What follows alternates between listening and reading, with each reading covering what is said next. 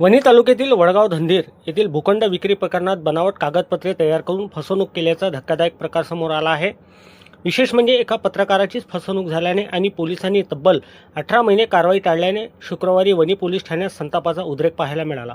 पत्रकारांनी पोलीस ठाण्यातच 5 तास ठिय्या मांडल्यानंतर अखेर रात्री उशिरा चौघांविरुद्ध गुन्हा दाखल करण्यात आला आहे।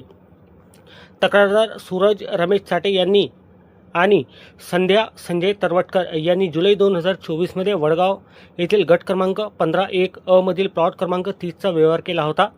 आरोपी शैलेश दादाजी वाकडे याने अर्जनवीस सतीश पुंडलिक केराम याच्या मदतीने हा प्लॉट स्वतःचा असल्याचे भासवले।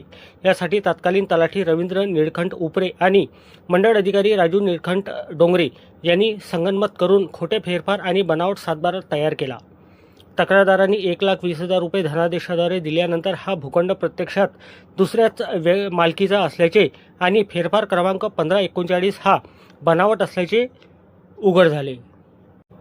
या गंभीर फसवणुकीबाबत तक्रारदारांनी महसूल विभाग आणि पोलीस प्रशासनाकडे वारंवार दाद मागितली होती। जिल्हा पोलीस अधीक्षकांनी गुन्हा दाखल करण्याचे स्पष्ट निर्देश देऊनही वणीचे ठाणेदार गोपाल उंबरकर यांनी कारवाई करण्यास टाळाटाळ केली। महसूल विभागातील अधिकाऱ्यांना वाचवण्यासाठी पोलीस आणि महसूल प्रशासनाचे संगनमत असल्याचा आरोप पत्रकार सूरज चाटे यांनी केला आहे।